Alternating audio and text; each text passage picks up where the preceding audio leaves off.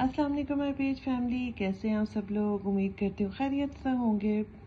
अभी जो आर्टिकल मैं आपको प्रेजेंट कर रही हूँ, टोटली गोल्ड लुक के मिनी चांदी स्टड्स हैं ये। आप ज़रा इनकी क्वालिटी, इनकी मेकिंग देखें।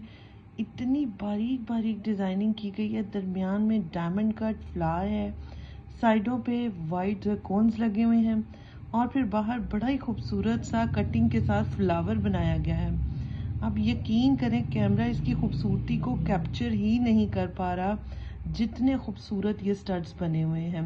मेरे पास 2 कलर्स में अवेलेबल है, फिरोज़ा है, रूबी है। दोनों ही 9 रतन के कलर्स हैं, बड़े ही खूबसूरत किस्म के और बहुत ही बारीक बना हुआ ये आर्टिकल है। प्योर चांदी पे हैं, लिमिटेड पीसेस है मेरे पास, इंट्रोडक्टरी प्राइसेस हैं। इस प्राइस पे दोबारा मिलने वाले नहीं। सो ग्रैब योर्स।